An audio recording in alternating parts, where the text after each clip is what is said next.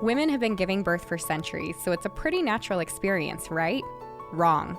I'm Stephanie King, professional doula, childbirth educator, and the creator of the My Essential Birth course, the online childbirth education course that's helping women everywhere confidently achieve their best birth. Today's culture would have us think that birth should be treated like an illness or an emergency, and that most of us need other people telling us what's best for our bodies because we aren't the experts. So sit tight, because if you're tuning into this podcast, you'll probably start to believe in your body, your intuition, and find yourself empowered and confident to do what it takes to have the birth of your dreams. If you like listening to me take you through these weekly topics step by step, then you're going to love the My Essential Birth course. Make sure that you're subscribed to the podcast, and definitely head over to myessentialbirth.com for the free downloads mentioned right here in these episodes, and to join the birth course and community full of pregnant moms just like you. I have to add a disclaimer that I am not a medical professional and I cannot provide medical advice. All of the information expressed in this podcast are based off of personal, professional, and educational experiences and are my own opinions. Please work with a provider you trust for medical advice during your pregnancy and birth. Okay, this week's reviewer of the week is Selena Suffrant, and she says, "Love this podcast. I started listening to the podcast about 2 weeks ago. I'm 34 weeks into my pregnancy, and it has been so helpful. The highlights for me are definitely the birth stories, because it makes birth so much more relatable. In particular, I loved Sally's recent birth story. Her tips, exuberant faith, and infectious energy really transformed my perception of what a natural birth can look like. Please keep up the good work."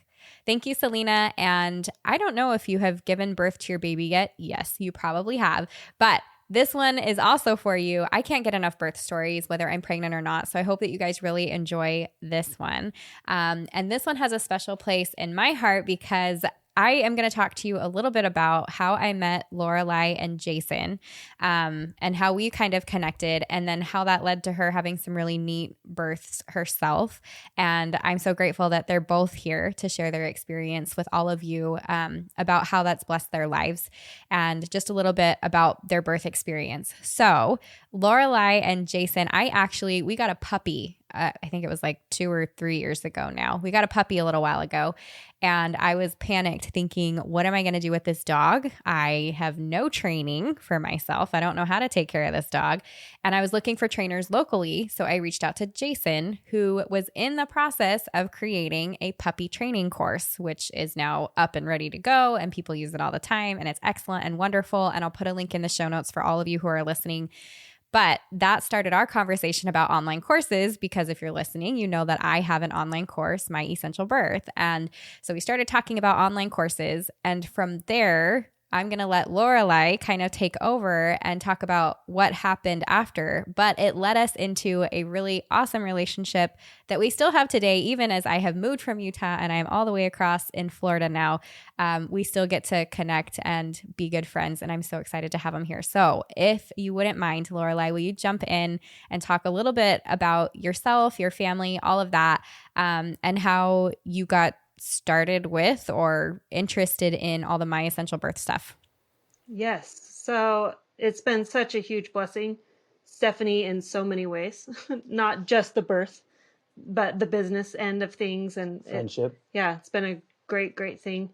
So I won't cry again about the fact that you've moved away. But Jason and I have 8 kids. So these last 2, births number 7 and 8, were ones that Stephanie was a part of, and it totally changed my experience. It was a completely different experience for me than those first 6 births. So I was pregnant with baby number 7, and Stephanie had mentioned that she had this podcast. So I started binging on the podcast. And then that she has this birth course, right? Because Stephanie helped us with our puppy course, like to beta test it and things like that. So here I was, I think I was 8 months pregnant, maybe. Like I was pretty close to the end. And I just kept thinking about Stephanie, and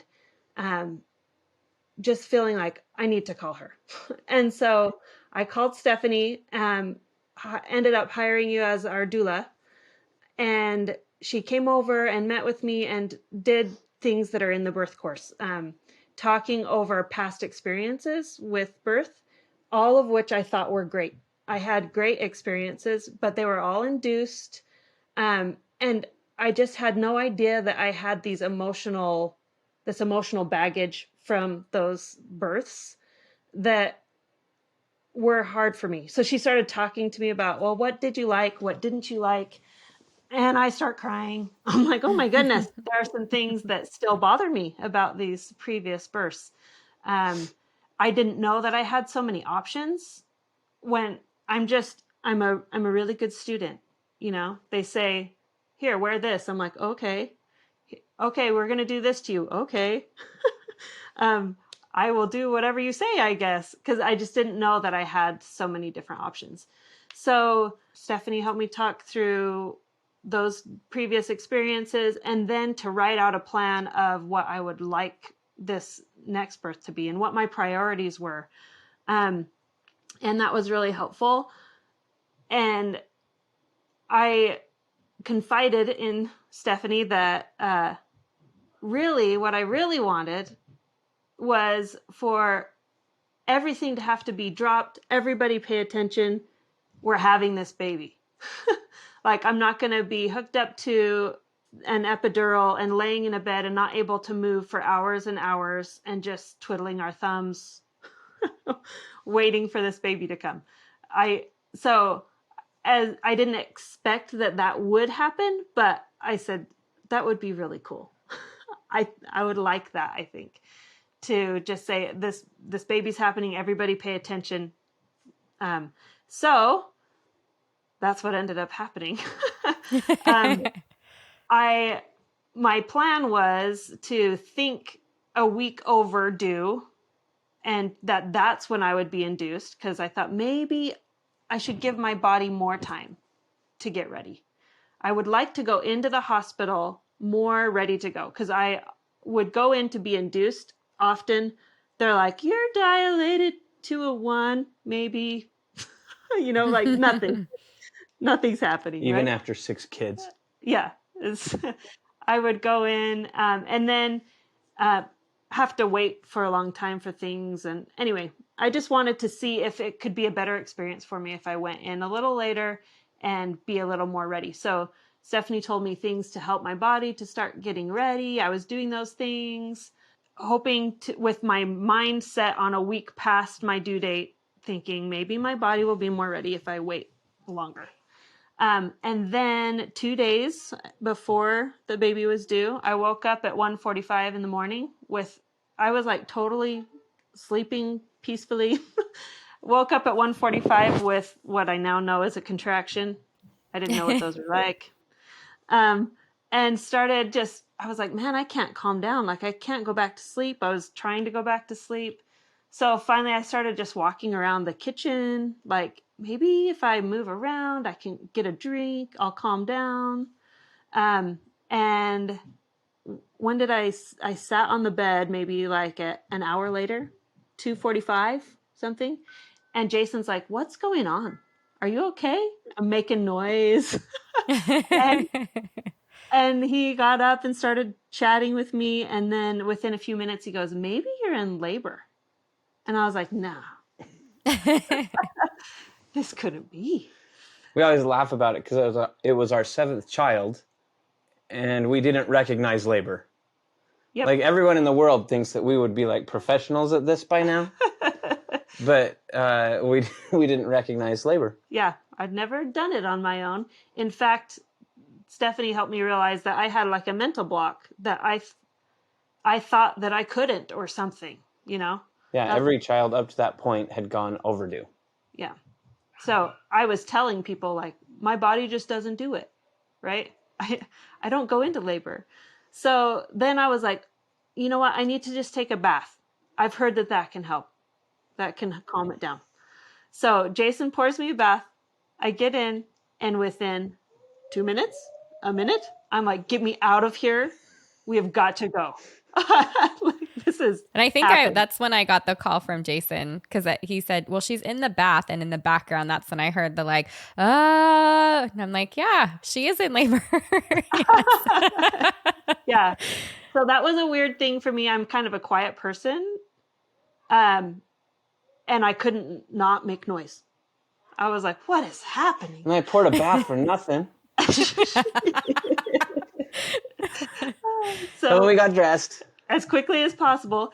And of course, I hadn't packed my bags or anything, because I never do, because this never happens for me, right? So my plan that day was to pack my bag. But anyway, none of that was done. And from my end of it, I was planning on going to a basketball game, a college basketball game with my boys that weekend and staying away from home, because she never has kids before her due date. Right. So I was like, yeah, you go be an hour away for the weekend. We'll be fine. So glad he wasn't gone for that. So at this point it was 3 a.m. So it had been barely over an hour since I woke up, So I go outside of the house, couple flights downstairs. I'm in the front yard. I'm trying to gather stuff for the hospital. Yeah. So he's trying to call Stephanie, call the doctor. We're just coming, I guess, and he's trying to put stuff in a bag, and I just could not. This is also not like me. I'm like, I can't help you, and I'm going. I am out. Like, I don't care. Anyway, so I'm out in the front yard, and all of a sudden I had to go to the bathroom really bad. I felt like, and maybe it was my water break. I don't know what was happening. Well, this is January in Utah. Yes. Oh boy. Mid-January in Utah. I'm out there in my pajamas, and I was just like, where's a bush? Like, I do not care. I'm not going back up those stairs or anything. But Jason came out. This is all the great information right here. I know. There's no such thing as TMI. This is all what women want to hear on the podcast. Yes. I remember thinking I could go right there. Wait, there's an outdoor camera right there. Nope. Anyway, kind of wild. Things to prepare for that you didn't expect. Go to the bathroom before you leave the house, because you're not going to want to go back up the stairs. So then Jason came out pretty quick, and I'm so proud of him. He was ready to go. Got me in the car. It was 4 minutes to the hospital, right? That's how long it takes us? Yeah, 4 to 6 minutes. There's a traffic light to turn into the hospital. It was red. It's in the middle of the night. Jason stops. I see no cars, and I'm like, just go. Oh, yeah, you bet. So he went through the light. So I broke the law. And got me in there. We got through the ER doors just after 3 a.m. Baby was born at 3:45. 3:25. 3:25. Yeah, it was 25 minutes after we got to the ER. The baby was born. So my biggest hopes that Stephanie helped me write up were healthy baby, healthy mom, and then that the doctor could be there, and that Stephanie could be there. And I was counting on Jason being there. Thankfully he was. It wasn't later that weekend. And they all made it, right? Stephanie was there. You got there before the doctor did. The doctor got there with sleep marks on his face. Yeah. So he barely made it. And it was so surprising to me, the whole experience. Like, towards the end, it felt crazy.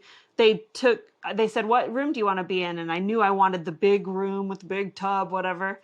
And so they wheeled me in there. And as soon as they're wheeling me in there, I was like, where is the anesthesiologist? And they're like... That's what we'd always done, right? Yeah. Right. And I was mostly thinking, if this is going to be my next 5 hours of life, I don't want it. This is crazy right now.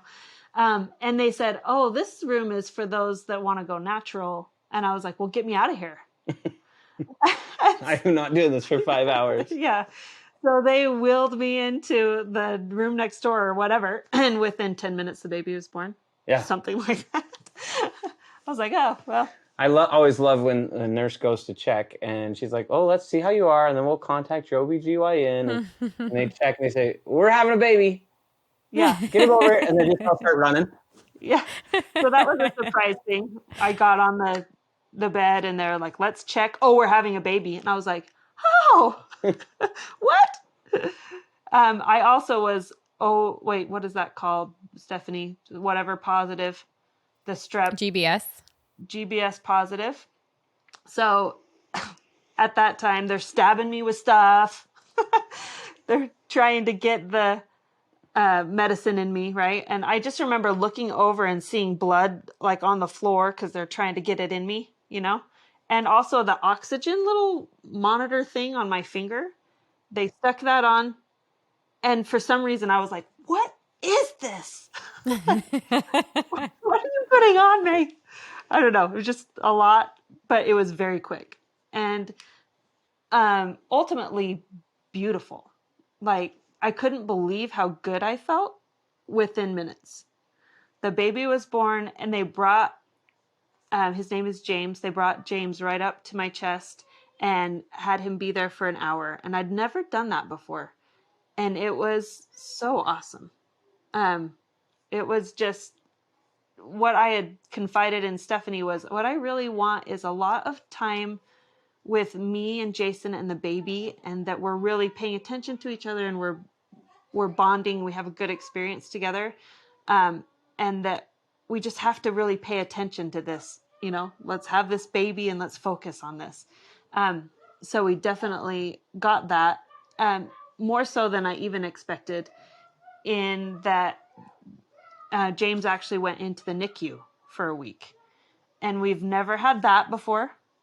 In fact, when I toured this hospital, it was a new hospital and never been to this one before. So I went and toured it. And they said, oh, the NICU's down there. And I was like, oh, we've never had to use that. So cool, the NICU's down there. I didn't even go and look at it. But we ended up being in the NICU for a week because James had a fever and it lasted for a certain amount of time, like whatever their protocol is, right? Yeah. And they were like, we need to get medicine in him right now. We don't know exactly what it is, although the doctor told me later it wasn't GBS, or we would have known that, but that he just needed to get some medicine in. And then I didn't know that it's really hard to get a baby out of the NICU because they start monitoring everything under the sun. We were there for what, about a week? Yeah. And it was really, it's weird to say because you'd think that would be there were scary moments because he wasn't really that bad. He was borderline, right? And they were like, this threshold has to be at 20%. He's at 18 or something like that. So it wasn't really that bad, but we look back on it and love it. We love that experience and that time that we had together. Yeah, it was like Heavenly Father, God was saying, you know, all those things that you said you wanted, this is going to be a gift to you, and I am going to fulfill every single one. All of those little tiny desires that you can barely even voice, I'm just going to check them all off for you this time. And not that that's been my experience every time, but for some reason, there was this beautiful gift of a birth that I felt like God just wanted to love on me a lot right then. And I can't deny it. Like I was in that NICU room, which is the only hospital, by the way, that my doctor delivers at that has individual rooms. So we didn't know that. In the NICU. Yeah. It wasn't just one big room with all the babies. So we had our own little private room with our baby. And I would go in there and hold him and just cry happy tears. Like it was beautiful. And the whole time, even when they said he's sick and whatever, you know, has a fever, or they kept having these little reasons why he needed to stay in the NICU, the whole time I felt really reassured that he was fine. He's going to be fine. Anyway, just a beautiful experience. And I had no idea that people say, oh, when you don't have an epidural, you recover so much quicker. And I was like, who cares? Within 2 hours, I'm walking. So that sounds like a good recovery to me, you know? Well, from a husband's standpoint, I'm all for that epidural. I was like, I don't want my wife to hurt. I don't want, her to feel pain. And so, when she's talking about not getting an epidural and things like that, I'm always like, yeah, we'll see. And I'll be there to say, yep, go to the doctor, because I don't want her to hurt. But I was also impressed with that. I was surprised at how much quicker the recovery was without it. Yeah. So I remember distinctly Jason saying to me within hours, I don't know, within the day of his birth, saying, Lorelei, you're acting like you do normally 2 weeks after the baby's born. Like you're feeling that good. And I'm like, yeah, I feel really good. And I knew in the moment, I told Jason at the hospital, I said, this was one of the most beautiful experiences of my life. My whole life, just beautiful. If I went back to having my first baby, I still don't know that I would have not done the epidural. Like, I'm glad that that is there for us. These babies just came really quick. So it was great. Like, I don't know that I would have wanted to go through 2 days of that, Epidurals can have their place as well. I just had no idea that the recovery would be so different and that the emotions of it would be different. I wonder if that medicine coursing through your body affects your so much more than we know, like your mood and things like that. I don't know. Yeah, and we didn't have Stephanie, where Stephanie, you were giving us things to do that would help the baby come faster, and I think they worked.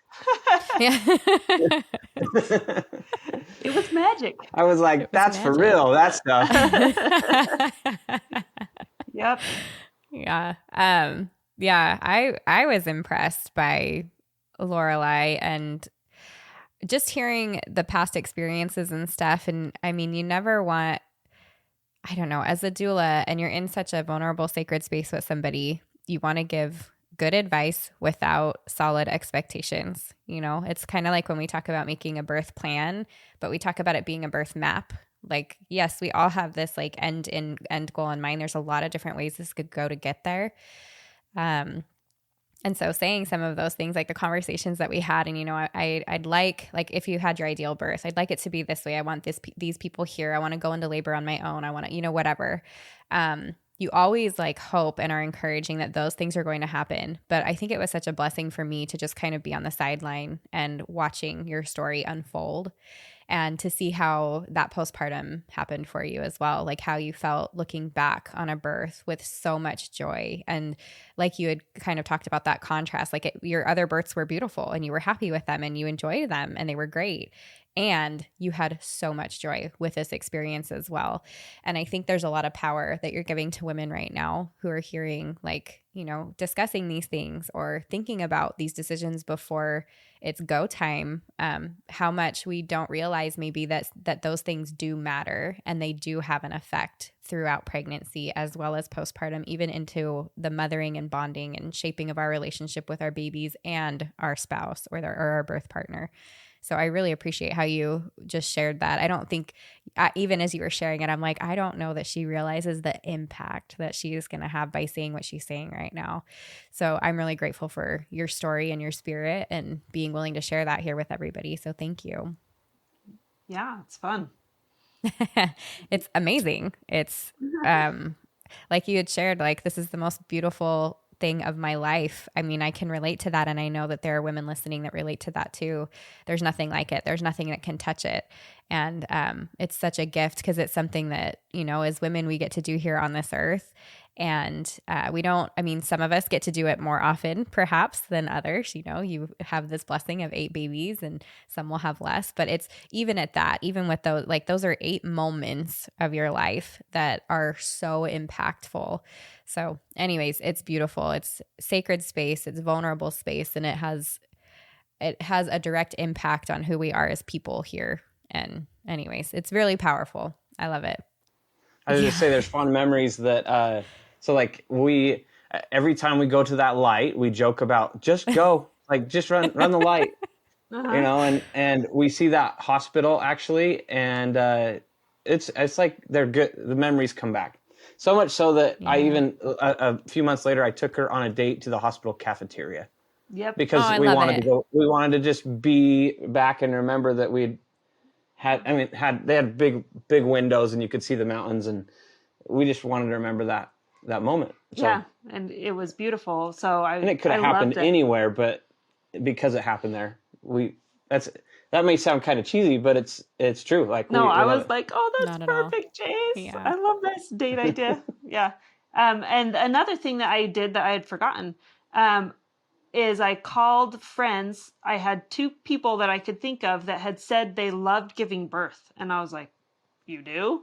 I just wanted a baby at the end, like I was willing to go through birth, not I loved birth. And so I called them and said, why?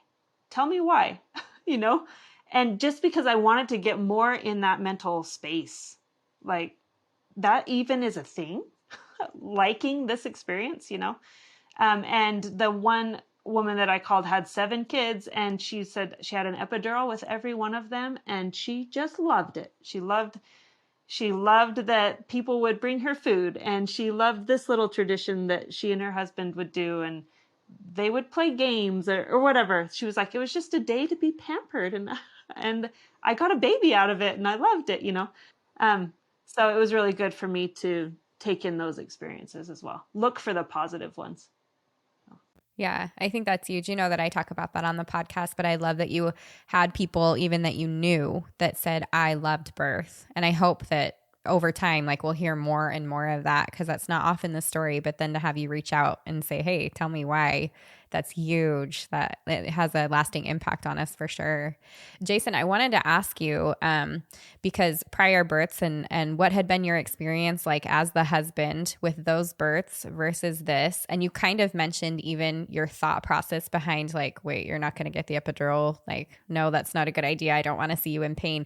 So to kind of walk me through that, and then talk to me about the contrast and even which you preferred, or like what advice you'd have to dads that are listening, maybe going through the same thing. Awesome. So I, of course, baby number 1 is always really exciting, but you don't. And scary. That's what I say. You don't know what's going to happen, right? First baby was like a 15-hour thing. Second baby was like a 7-hour thing. Third baby was like a 4. And in my mind, because I'm like, let's think logically here. Everyone's getting half as, next baby is going to be 2 hours, right? And then that baby was not 2 hours. It was longer. Big disappointment. The baby wasn't, but that first experience. It was the first time that the doctor was like, you're good at this. You have plenty, like, what day do you want this baby to be born? And we chose a day, because we always go in to be induced. And so we chose the day, and she came 51 minutes after that day. And so that's why we were disappointed, right? Yeah. Because we were like, we picked a day and you didn't, the baby had other plans. So we had to laugh about that. But as we go through that process, I know she didn't like the epidurals. In fact, Lorelei would often say that's the worst part. Because receiving it. Yeah, receiving the epidural and things like that. And I don't like watching that kind of thing either. Like I didn't like her in pain there, and she'd hold my hand and squeeze it really hard. But then after a while, she'd be good. And I love the miracle of life. To me is so beautiful and amazing, and I love it. And I think it's like you say, a sacred space. And it's been that way with every single one of our children, where it's just it's hard to explain because it's so real and so special. From a husband standpoint, I'm all for just like, let's just do the normal thing, whatever normal is, and let's just make it easy. Let's be on the safe side. Because he's the protector, right? Yeah. Yeah. And with these big guns. And that was a joke. So we already joked about this a little bit, but when we talked about like doing different things, like is it dates or prunes? I don't remember which one that you did to dates. Help. Dates? I think. Yeah. I get them confused. But, that's what we started doing, eating dates, and not me, but her. And I was like, yeah, this is not going to work. This is like old wives' tale, whatever. And I had to eat my words. They were sweet as dates. But and it was awesome to see that happen and to be part of it. And it was a beautiful experience. And just for me as well, in the NICU, I wasn't worried. Like, it just felt right and it felt good. And a beautiful baby boy was part of that. I think we see it one way and we kind of think that's how it always is. And yet with every child being so different, I think it was good for me to look at things from a different perspective. But that's looking back. I don't know if I would have said that in the moment. It's kind of hard because you feel like, this is us. And when your wife's saying things like, you know what, maybe I won't get an epidural. I'm like, what, are you crazy? Say no to pain, and and yet at the same time, looking back now, I would say, wow, that was awesome. And when people would say, oh, I did a live birth or something like that, I'd be like, there's a little bit of crazy there, like, don't do that.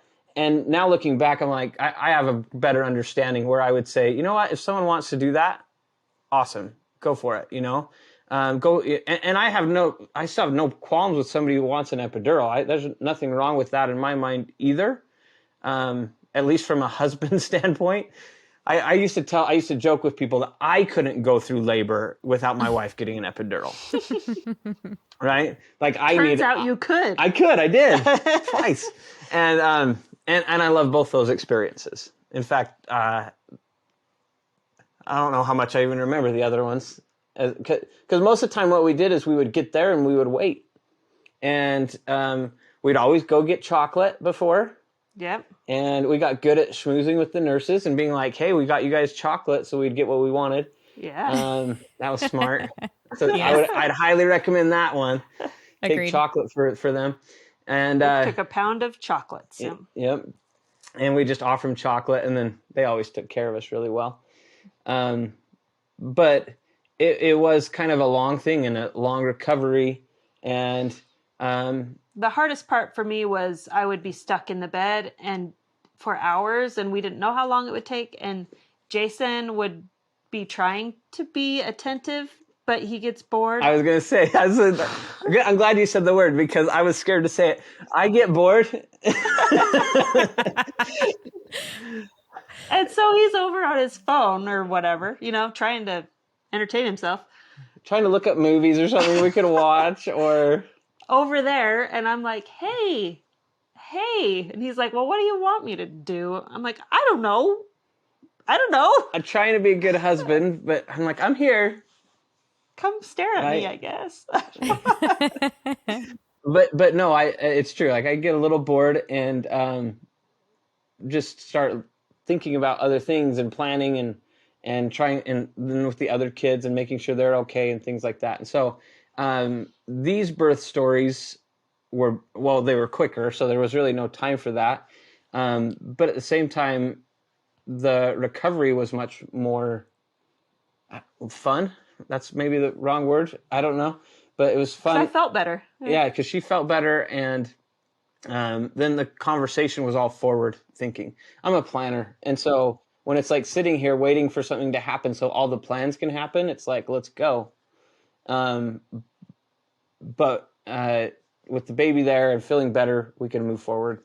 And I really like that. So I love the process each time. It makes me wonder, Jason, say that she had another baby and you guys chose induction.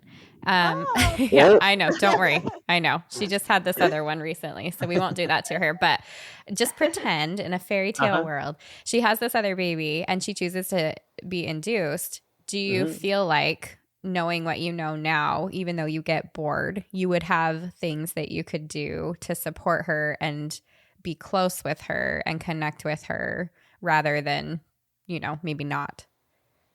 Yeah, I mean, and that's what I didn't expect from the doula experience. I didn't expect you to be able to say, hey, come help me. Come do this. This will help her. Push right here. She'll like that. And that made. And I loved that. And that made a big difference. I would support her in whatever decision she wanted to make there. I would be surprised if she wanted an induction because of the last two experiences. And who knows, it could be totally different. Right. But I mean, once I hit 43 weeks, I'm out. Induction, me. Yeah. Yes, I think it's weird I think it's kind of weird from a guy's perspective because we want to support and protect and help you feel comfortable. And yet I think there's also insecurities there. We just don't look at them as much, right?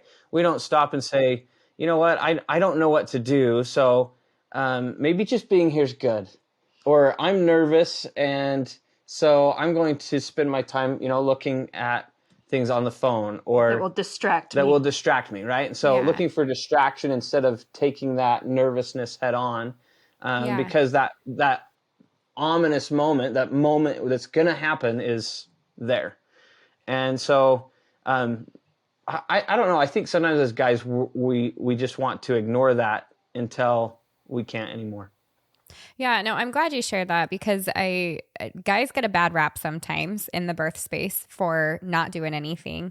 And I think a lot of that comes from you guys are more hands-on. If I can't fix it, what am I to do? And without having a clear direction or information on how to support and to love on your wife during that time, like what she really needs, what else is there to do?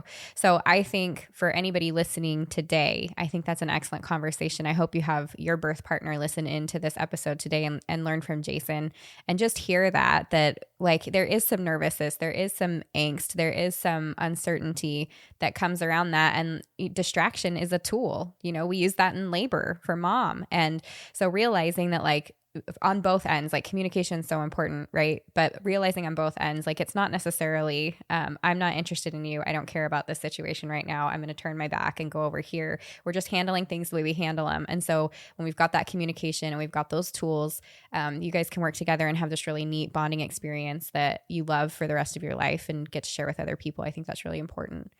Maybe as a specific example, Stephanie, like for me, I would get a little frustrated, like maybe I'd rub her hands or something and she would love it. And then a second later, she was like throwing my hands off being like, stop it. I'm like, What did I do wrong? I thought I was doing good, And, or I'm like, I'm hot. Get me a fan.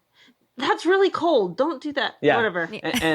And so you saying things like, she might love it for a minute and then it's, you just kind of fill it out and then move forward. And to hear that from someone else was good because at first I was like, what am I doing wrong? But then to say, you know what, it's just the way normal. Things are. And you just kind of, water on a duck's back, you just roll with it. Yeah. And that made it so I was like, okay, and then I can go and do something else and help out this way. How does this feel? And it's different each time. Like I think I'd get anxious. I'd hold her hand and I would squeeze. And afterwards, she's like, you're squeezing too hard. And I wouldn't even realize I'm doing it. Yeah. Right. And so just things like that really made a big difference. Yeah. And I think the biggest difference if we were to be induced again or something, I think that what would make the biggest difference is if I would voice what I want and if I would take a birth course or something to help me even know what are the possibilities of things that might help, things to try. So I'm not just making up stuff, but if I could say, hey, Jason, will you do this? Hey, can you rub my leg right here? That might feel good. Oui, Capitan. It often feels good to know what it is that they might even like. You just have to communicate it. Yeah, I agree. I would love if you guys would jump into your last and most recent birth experience and share a little bit with everybody about that as well.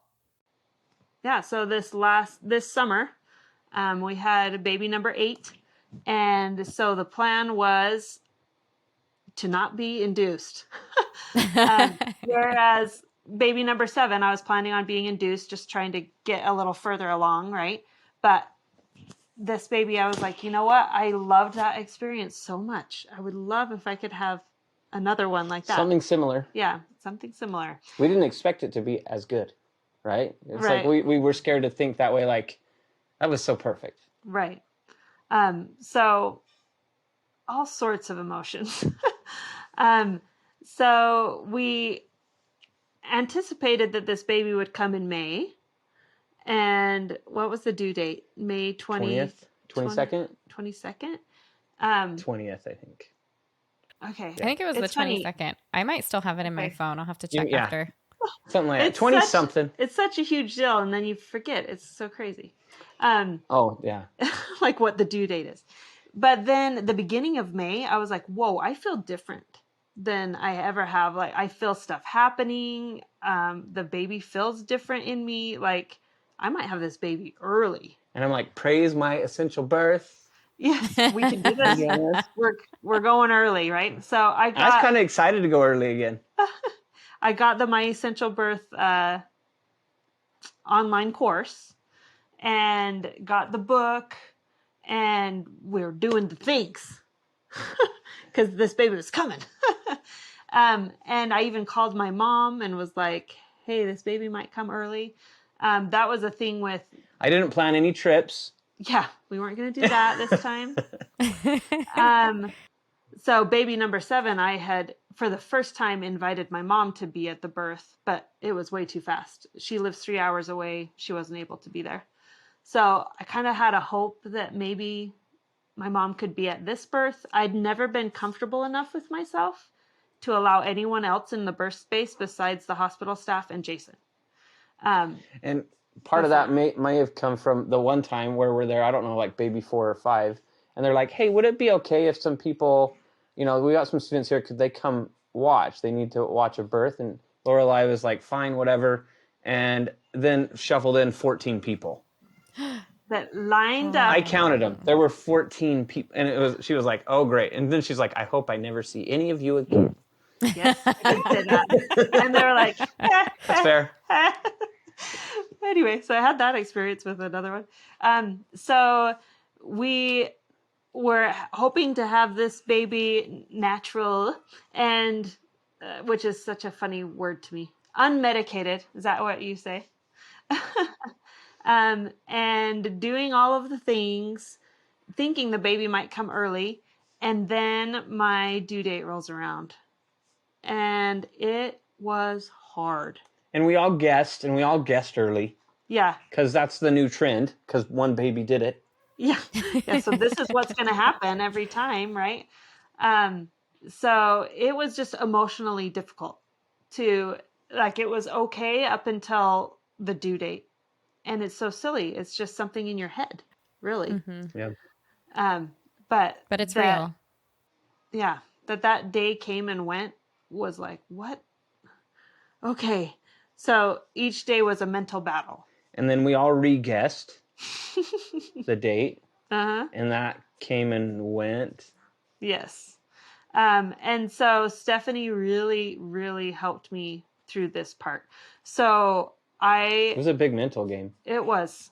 And I really think if I didn't have Stephanie's support, I would have been induced, because I would have said, let's just do it. Right. But every time I thought about being induced, which was an option, I could have done that. I felt like a knot in my stomach. Like, no, don't do it. I don't want that, but then holding out was difficult. So 12 days later, Stephanie took me on a walk. She's like, we're going for a walk. Let's go. Yeah, and I was feeling a really good walk. I was like, well, Stephanie, let me finish this little TV show first. And to mention that Lorelei's parents, her mom called the night before and was like, you know what, I'm coming. I'm just going to come. Even though and she wasn't, since the due date, hadn't really felt any movement. It was like, nothing's going on. I mean, we felt movement from the baby, but not like... Yeah, not like things were the labor progressing. Well, and if I can interject just for a moment, but you had, I think it was after your due date, and you had a vaginal exam at one of your appointments, and it was like everything was closed off, not ripe. Bishop's score was like a nothing, like your body just wasn't doing it. And then like another week later or however, like this, because I think you had your appointment just a day or two, or was it that day that you had your appointment? And it was that day that he was born. And you were super ripe. You were however many centimeters dilated, like things were happening. And it was like, you're going to have a baby. Yes, you will have a baby, you know? Yes. So you had some like encouraging things that showed your body was getting ready. I think those appointments were 2 days apart, if I remember right. Okay. Yeah, maybe that's what it was. Yeah. So, because he started to have me come in for stress tests or whatever. So I had refused any vaginal checks before mostly because they were discouraging. Like, what was the point? Yeah, you're telling me that I'm not going anywhere. Yeah, I could have told you that, you know? So I just avoided having them. And then until my doctor was like, we are so far overdue, you know? He's like, I would appreciate if we could check. And he didn't push before at all, which was awesome. But when we're so far overdue, like he wanted to make sure that we were all good, you know, that the baby was safe, whatever. So we had that vaginal check for my first time, and it was 2 days before he ended up being born, pretty sure. And he was basically like, yeah, you had nothing's happening, you know, tried to be encouraging about it, but it was difficult to hear that. And then 2 days later, he said, you're dilated to a 2 and super soft, or I think is what he said, something like that, which to me, even though I've listened to all your podcasts and gone through the first one, I was like, you know, because you just hear 2 and that's really far away from 10. Yeah. I called Stephanie, I called you, and you were like, ooh, that's good. I'm like, it is? Just the super soft part, you know, right. And he ended up coming that night. So that from that vaginal check that morning, then you were like, well, do you want to get things going today? Do you want to do some more things, you know? So going on the walk, drinking the nasty drink, which wasn't all that nasty but until I had it the second time. Yeah, she's talking about castor oil. Yeah. The midwife's brew. The midwife's brew. I'll link or I'll put the midwife's brew, the recipe in the show notes for you guys. Yeah. And it was super helpful. So on this, I think it was either the podcast or on on Instagram or something, that you posted some things and had people give support, and that made a big difference for Lorelei to be able to say, these people saying, I went over this much and this is the experience I had. And it just meant a whole bunch. Yeah. Oh, good. And for those that are listening on Instagram, you can find this. It's in my, I don't know, those little bubbles that are in my profile. It says past due ? Yeah. Cause I was posting, and you guys might remember if you follow on Instagram, I was posting real time and saying, hey, I have a mom that's overdue. Well, this is the mom. I wasn't saying who it was or anything. And I'm like, she needs some encouragement. Send it this way. And it was like mom after mom after mom that was like, yes, I had this. So that's really cool. Yeah. It was really cool to have that community of people supporting. Because again, as a husband, I'm like, hang in there, sweetheart. Right. Like, what I have, you know what? And he's such a planner too. He was like, well, if the baby comes this day, then this. And I'm like, I can't make the baby come. I've got my 7 different plans, you know? Yeah. Every day was a new plan. And he actually went past all my plans. And it worked out. The funny thing is, you know, looking back, it worked out more than perfect. Like, it was the right time. Right. It was the right time for him to come. And there's a whole bunch of things we could talk about with that, but where it needed to happen when it happened. And we couldn't have known. Yeah, and things we couldn't have known. So it was the right time. Yep. So, Stephanie, you can tell them about our walk. I laughed so much because there's a text that you sent me postpartum that said something about, why don't we go on a walk and you can bring your water or something like that. Yeah, I have to screenshot it. Overdue. And Stephanie's like, okay, let's go on a walk tonight to start things off, right? And bring your water. I'm like, bring your water? Like, it's going to be that much of a walk? And it was. Yeah, it was. We go? I don't know. It was a decent walk though. I don't know if I tracked it on my watch or not. I think I did. We went over a mile. Yeah, it was miles. Yeah. 2 miles, 3 miles. I don't know. I don't know that it was that much, but we went well over a mile. It might have been 2. Yeah, I think it was about 2. Stepping up on curbs and things like that. We did a lot of curb walking. Mm-hmm. Yeah. And we walked uphill into where there were trees and nature, and there's something behind that as well. I think I was talking to you about it as we were doing it. Yeah. Yep. And nothing was happening when we started, but then by the end, I couldn't talk when there was a contraction, right? I'm like, wait, slow, okay, let me just, it's over, right? And stuff was happening. And then we got back to my place, and you were going to show me some positions to do on the yoga ball. And I remember the yoga ball was out in the van for some reason. So we went to go get it. And I remember one of my friends texting me and saying, I just realized that I totally missed your due date and stuff. I hope your birth experience was great. I'm excited to hear your story. And I texted back, I'm like, yeah, me too. I'm excited to find my story. And she just was so sure that the baby would have come already. So that text came in at 9 p.m. as I went out to get that yoga ball, right? And you had me smell some certain things and do Clary one sage position. Oil. Yes. Yeah. I did. Sat on the ball basically and was like, oh, that contraction, like I felt like I should push. Okay, it's time to go. And I love it. So I was in the basement with the in-laws watching the show because Lorelei and Stephanie were doing their thing. And Stephanie came and said, hey, could you come up and help for a little bit? And so I came up, and I see them in the front room with the yoga ball. And no joke, when I saw her, I was like, oh, like, are we having a baby right here? Like, this is labor. I know this. I remember this. And so I remember thinking, that rug is not going to survive. That was my first thought. And then I thought, you know what? It's just a rug. It'll be good. If we're doing this, we're doing this. Right? Stephanie's here. It'll be great. And then she's like, well, let's get ready and let's go. And I'm like, okay. So we started packing things up as quickly as we could. Yeah. And he was scared about the baby coming here because I had kept talking about having a home birth. Like, maybe we should just have the baby at home because there were all these COVID restrictions, whatever.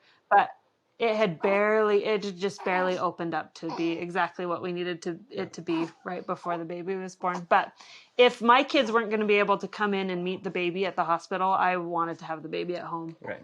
So anyway, so that's why he's like, oh boy, are they trying to do this at home? Is this what's happening? I was not part of this conversation, but here we go. So I hurried and got changed. And that's where Stephanie says she knew I was in transition because I didn't care that she was there to help me get changed. I'm like, yep, let's do this. Yeah, I think we had talked about that before, and you were like, I'm a little more like modest. I feel comfortable, a little more covered. And I'm like, oh yeah, me too. Yeah, and you went to the bathroom and got up, and the slowness of like movement. So like once mom starts moving real slow, you're like, uh-oh, if we're going to go to the hospital, we should do that quickly. But yes, it was like that. I don't care. Get this off me. I have to get my robe on. And I'm like, oh, you guys have to go now. And I think there was a point upstairs where I was like, okay, we're going to have one more contraction and we're going to get in the car. And I think everybody kind of clicked in at that moment that like, we've got to go now because it was this slow movement and every couple steps and we'll have a contraction. And I was like, you guys are going to have this baby at home. Of course, I didn't say that out loud, but a little bit of urgency. Yeah. There was definitely urgency because I started feeling like I needed to push. And I'm like, oh man, this is coming fast. So we got in the car, and as luck would have it, there was construction. So it's going to take 8-10 minutes to get there instead of the 4 to 6. Yeah. And I'm having contractions in the car. And yeah, the car is the most uncomfortable part because I wanted to straighten out so bad. And my mom was able to go with us. So she's in the back seat. And she went into the ER ahead of us. Like Jason dropped her off right by the door. Did I run the red light? I think I ran the red light. Oh yeah. I said, just go. I just went. I know my job. And we got in there. My mom went in ahead of us because I was slow, like you said. Yes. And she said, my daughter's right behind me and she is in labor. She's in full labor. And she said that they were like, okay. Oh yeah, we'll see. Let's write this down. Tell me your name. And she's like, Lorelei. Like trying to get him to go fast. And then as soon as I walked in the door, they were like, oh, let's get her upstairs. That's where labor and delivery is. And we got to labor and delivery, and they have a locked door there, too, that you have to buzz in. And we buzzed in and like, my wife's in labor, let's go. And they're walking down the hallway. And I'm like having full contractions out there. I'm like, hold it in. And the poor girl that was wheeling the wheelchair, I think she was just a helper. And you could tell she was getting nervous. She's like, I don't know how to deliver a baby. And so then they open the door and they're like, can you fill out these forms? I'm like, really? So I tried to hurry and fill out forms. And then after then she went into a contraction and they were like, actually, you can fill those out later. Yep. And that was the point that I got in the wheelchair. Before that, I was pushing it. Like I didn't want to sit down, but I was like, you've got to get me there fast. So I sat down and she starts running down this hallway, right? And I feel the breeze. I was like, oh, that's good. She booked me down the hallway and we got in that end room that I really wanted to be in. Yep. We buzzed in at 10 p.m. And the baby was born at 10:04. So we got to that room. They got her in the bed. And they said, I stood up and I was like, there's my water. Yeah, that's right. Like, right. I've never experienced that. I've never felt, I don't know. When baby number 7 was born, I guess it just happened at the same time or something. Anyway, so water broke. I got up on the bed and had a contraction and the baby was there or something. Yeah. I was trying to hold off for Stephanie to come, but couldn't do it.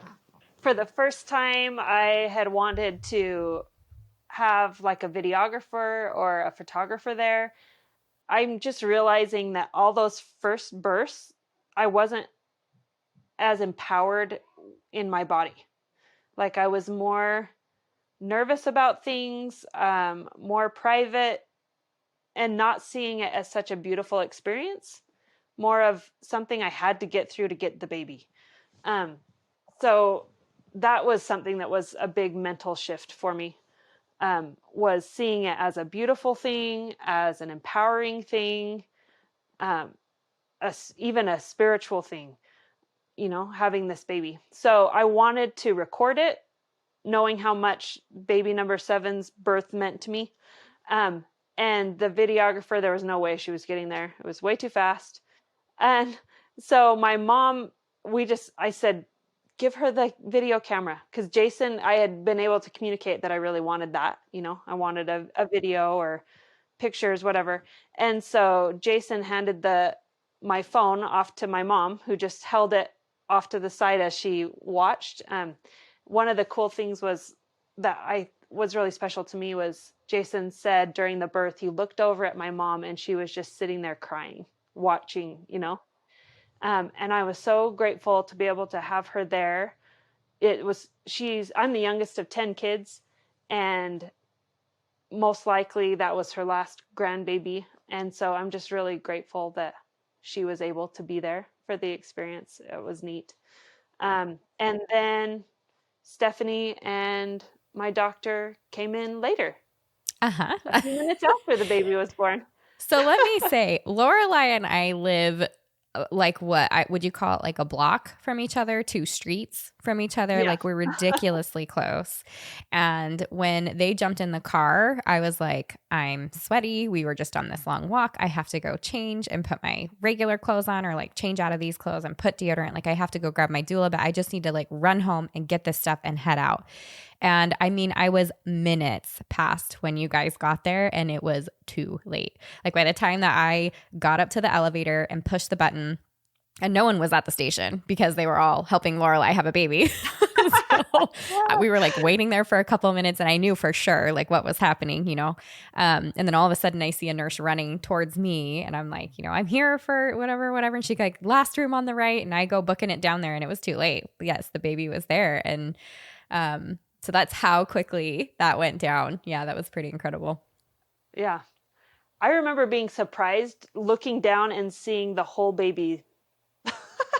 Like there was one push, and it was like, I can't not push, and the baby was there. Like, blah. Anyway, yeah. Crazy. I guess Jason said doing it again, he would have been like telling everybody along the way, this is baby number 8. She's in labor. Like, say that it's right. Not baby number 1 or 2, you know? Right. It could be fast. Yeah. So then again, they did the bringing the baby to my chest and all of that. It was beautiful, wonderful. It was fun to have my mom there. Yeah. And just overall more empowering experience. Within an hour, you know, standing up, taking pictures with the baby. And anyway, it was great. Recovery was great again. Within a month and a half of having the baby, I think I had more postpartum depression than I've ever experienced before. So that was new. Every baby is just a new experience, right? Yeah. Yeah. And working right now on working on that, but just like with when I went overdue with the baby, so important to reach out for help. I'm so glad that you were open, Stephanie, to me being like, this is hard. And you reached out and helped me. And those women saying about their experience, how they went a week or 2 overdue, and that it ended up, you know, the baby came, they eventually come, and that it was all good, was really helpful. So trying to do that same thing now, reaching out for help to get feeling better again. Right. Yeah. That's awesome. Jason stepped away, for those of you who are listening. He had to take care of their sweet little baby who just woke up, and he's feeding him now. But I want to thank you and Jason. Please give him my thanks and my regards for being here and sharing your story. And I think what I love most about it is the strength. And like I had said before, like the impact that you're having on other women just by telling your birth story. And I shouldn't even say just, like by sharing your positive birth story. So I feel so blessed to have been a part of that, being in that sacred space with you. And I mean, you can't help it. Like when you're in that space with somebody, you're bonded forever, you know? So I have a special place in my heart for you, and I'm sure you feel the same about me. And what a blessing that is to share that together. So thank you for all of that. Yeah. Get a doula. It's awesome. Could not agree more. Yep. And do the birth course. It also is awesome. Yeah. So thank you. Any knowledge. It changed my life for sure. Like I feel different about myself and about life in a positive way from those experiences. So thank you, Stephanie. That's it for this week, but make sure you subscribe to the podcast so that you get notifications first as I drop a new episode every week. And don't forget to head over to myessentialbirth.com for all of the free downloads mentioned here, and to join the birth course and community serving pregnant moms just like you. If you enjoyed this and other episodes, I would love it if you would take a few minutes to leave a review on Apple Podcasts. I read every single one and include one at the beginning of each episode. See you next week.